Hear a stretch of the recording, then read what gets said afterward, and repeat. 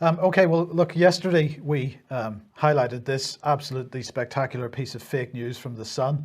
Flu lies, Russian cyber units spreading slurs online about flu and measles jabs in the UK. Well, what I hadn't appreciated, Brian, and thank you very much for bringing it in today, was that actually this story had made it onto the front page of yesterday's Daily Mirror.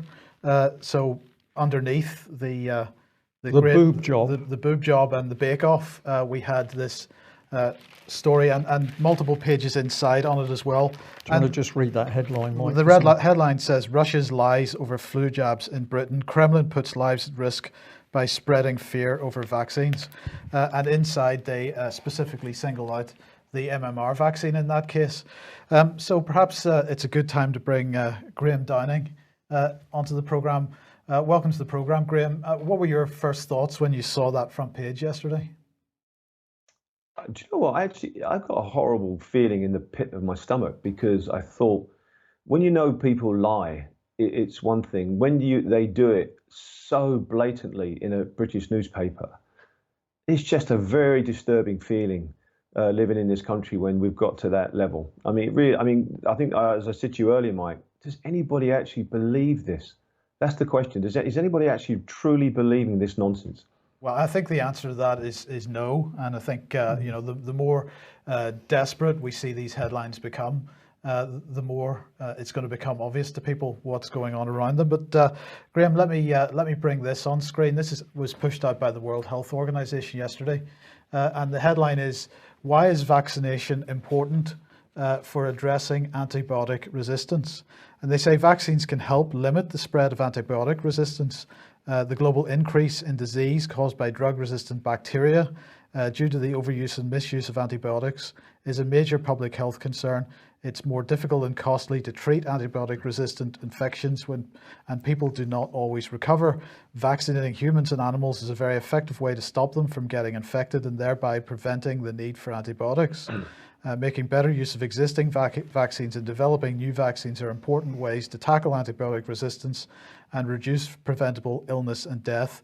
Expanding the use of existing vaccines will reduce the use of antibiotics and the development of resistance. For example, if every child in the world received a vaccine to protect them from infection from pneumonia, from the pneumonia bacteria, which can cause pneumonia, meningitis, and middle ear infections, this would prevent an estimated 11 million days of antibiotic use a year.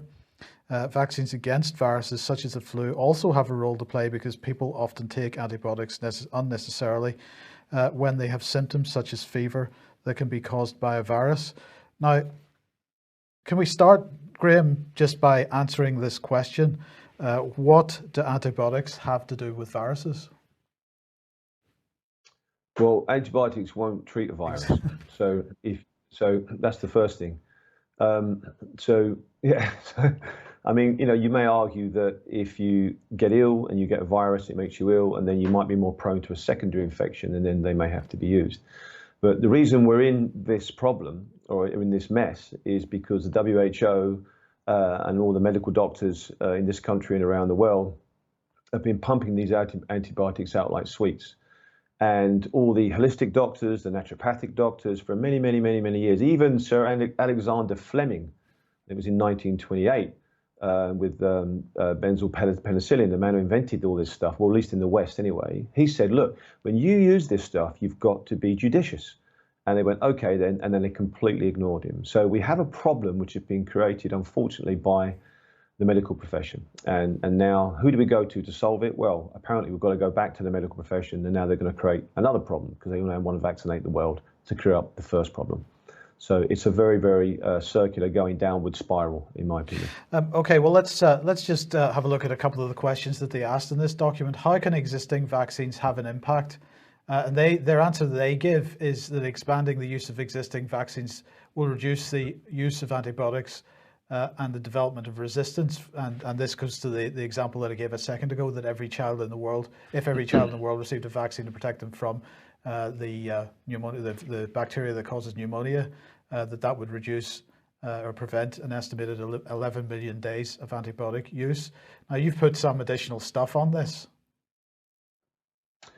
Yeah, so okay, so when you talk about data, you have to talk about all the data. You don't just talk about one side of the data, because if you do that, you're going to end up in another problem where we are now, because they only looked at one side of it before and gave everybody antibiotics. So now we're back in this sort of very, very myopic scientific way of looking at things, well, unscientific. And the first thing is that when you vaccinate, you will never, ever, ever, ever eradicate a disease. It's just not going to happen. There's lots of technical reasons why that is. One of the things you get is strain, what we call strain replacement, is you have many, many different strains, say of a pathogen, if you like, and you target one of them, immediately you start to cause problems with the others. Others which were benign and maybe not a problem suddenly become dangerous. And there's two studies that I've quoted there. The top one is the more recognized idea, which is scientifically well accepted, that you do have strain replacement, and it specifically says, it's specifically talking about pneumococcal disease and serotypes. And underneath, there's a more recent paper, which now says, well, we've got a different idea now. We don't think you just have strain replacement. What we think is that the actual vaccines themselves are causing genetic changes and actually making the other strains far more dangerous. So it's as a direct effect of the vaccine on these bugs, if you like. So to suggest that you're just going to start vaccinating everybody and all the problems are going to go away, I think that is grossly misunderstanding the science. And I think, quite frankly, you're bordering on scientific fraud, because you're not looking at both sides of the coin. And you have another one here, and here it says, here we show in mice that vaccination with LAIV primes the upper respiratory tract for increased bacterial growth and persistence of bacterial carriage in a manner nearly identical to that seen following wild-type influenza virus infections. So this has come as following a vaccination, is that right? Yeah, okay, so in the schools since 2013, they've introduced the nasal spray for flu, and which it also mentions in this WHO document, we should, vaccinate for flu. And that would be great, because that will save antibiotics. Well, what they failed to mention is they've done studies, and if you vaccinate with this stuff, it increases the very bacteria in the nose of the kids that they're suggesting is problematic. And if you look at the graph on the right, without getting too technical, you see different lines, different colored lines, green line at the bottom, another colored line, and the graphs are kind of going up. Each one of those colored lines represents a year. And on the side, you've got, if you like, the incident rates of pneumococcal disease, which are linked to all these pneumonias and stuff. And these are allegedly the non-vaccine strains. But what you do see is, I've put there a big arrow, you see a massive break. In other words, they've really jumped up. And that was the exact same time they introduced this nasal spray, this flu nasal spray, into the schools. That was the year it jumped.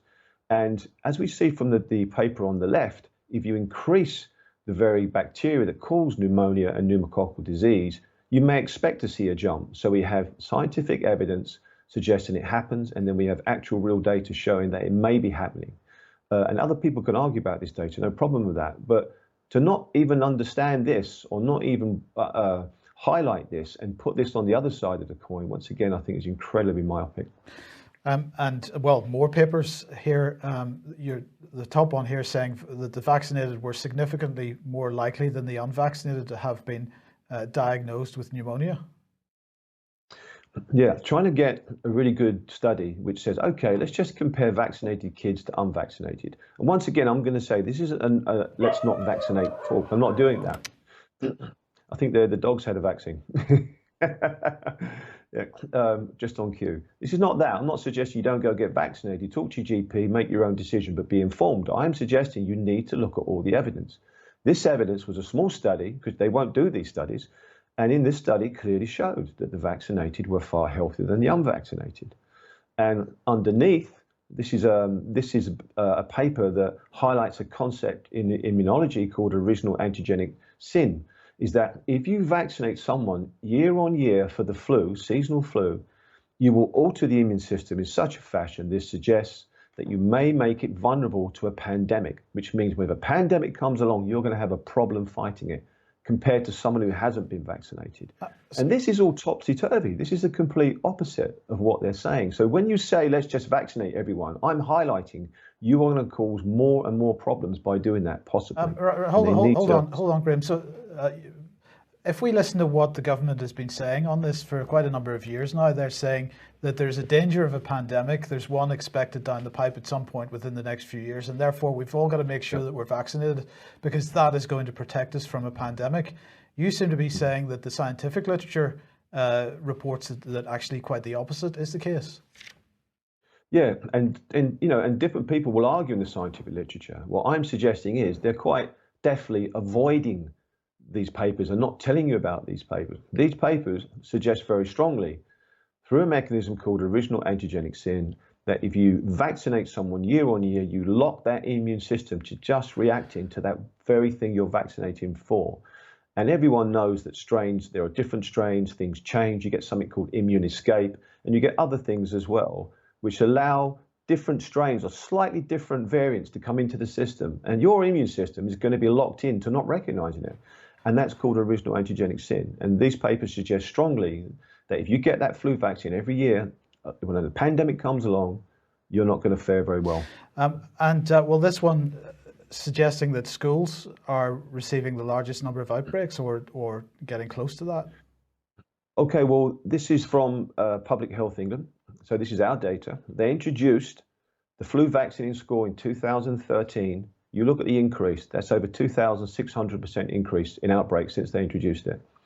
And one of the reasons is you've got something called numbers needed to treat. How many kids do you have to vaccinate in order to prevent one person from getting the flu, allegedly? Some of these numbers needed to treat are absolutely through the roof. And you have to vaccinate hundreds and thousands of kids to get the benefit of one person allegedly benefiting from it. And we know from the licensing literature that with these vaccines, that 1 in 10 or 1 in 11 kids will get an influenza-like illness. They will become ill, and the symptoms are identical to the flu. And you also get problems with breathing and increased problems with asthma. So when you start to look at these numbers, you're going to get more kids get ill in school, and their own data reflects that. And if this vaccine is so successful, why are the outbreaks going up in school? Yeah, this is a good question. Well, Graham, I just wanted to end on this this particular BBC article because I thought the headline was absolutely despicable.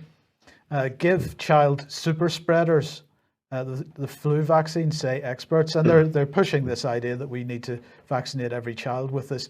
And actually, Brian, I don't know what you think of the photograph on that, but I found that image a little bit disturbing, like it was being forced. Well, it was, But the idea that children are super spreaders to be feared, the headline is implying that we've got to just look at children as danger objects. Well, I think we're going to be covering a bit more on children a little bit later in the news, Mike. But we are seeing a massive attack on children. Why is there a massive attack on children, on their bodies and their minds? Because they represent our future. If you deal with the children, that's the future sorted out. Graham, any final comment on that? Yeah, that flu vaccine doesn't work. Okay. It doesn't work. It doesn't work, period. And in America, even with the CDC, which has been found absolutely lying to cover up the vaccines, had to admit it doesn't work. It's about, they estimated its efficacy was minus 23%. Okay. Okay. Well, look. So, yeah. In actual fact, one last thing: if you just give vitamin D3, about 1,200 IU, 2,000 IU to a child, that has been shown in double-blinded, placebo-controlled studies in hospital to be more powerful than the antiviral drugs and the vaccines. But it doesn't make anybody any money. And this seems to be the central message